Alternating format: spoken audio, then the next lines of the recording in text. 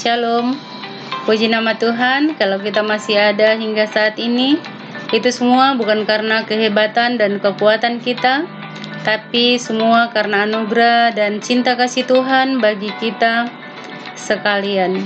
Pada saat ini kita akan membahas pelajaran kita pada bab 1 dengan tema menjadi dewasa dalam segala aspek. Para ahli psikologi memahami perkembangan manusia dalam 6 aspek, yaitu fisik, intelektual atau kognitif, emosi, sosial, moral atau spiritual, dan identitas diri. Berikut ini adalah penjelasan perkembangan manusia dalam tiap aspek. Pertama, dewasa secara fisik merujuk pada tercapainya tinggi dan berat badan yang cocok untuk tiap tahapan usia. Ini dapat diperoleh bila kita makan dengan gizi yang cukup, tidak terlalu kurang atau tidak berlebihan. Kesehatan diperoleh bila ada keseimbangan antara kerja dan olahraga serta istirahat yang cukup.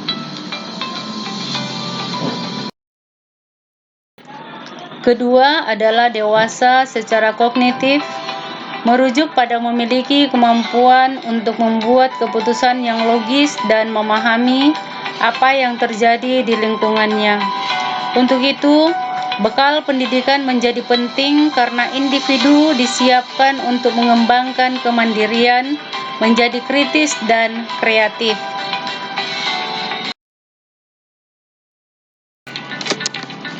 Aspek yang ketiga adalah dewasa secara emosional, merujuk pada kemampuan menyatakan emosi, baik positif maupun negatif, dengan alasan yang tepat dengan cara yang tepat, dalam situasi yang tepat dan terhadap orang yang tepat.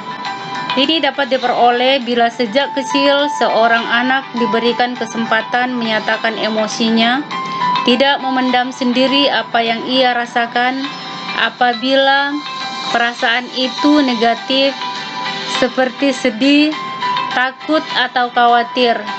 Peran orang tua penting agar anak dapat merasakan bahwa ia dikasihi, dilindungi, dan dihargai, sehingga dapat tumbuh menjadi pribadi yang percaya diri.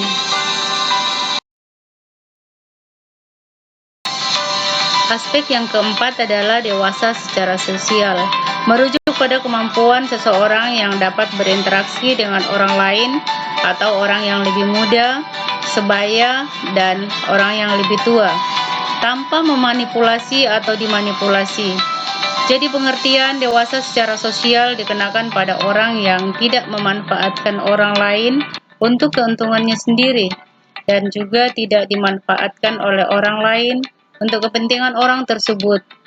Hal lainnya adalah mengambil peran positif untuk memberi sumbangsi berarti bagi lingkungannya.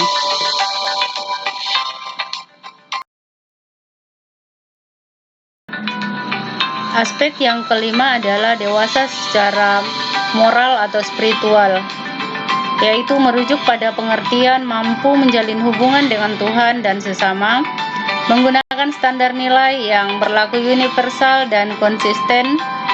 Ia mengakui bahwa ia membutuhkan Tuhan, merasa dikasihi Tuhan, bahkan bergantung pada Tuhan dan mengasihinya.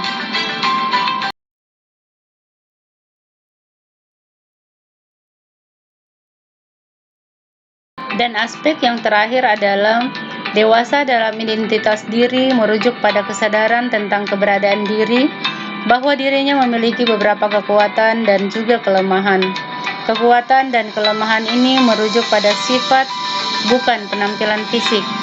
Orang yang menyadari keberadaan dirinya diharapkan bertanggung jawab untuk konsekuensi dari tindakan atau perbuatannya, dan tidak malah berbalik menyalahkan orang lain.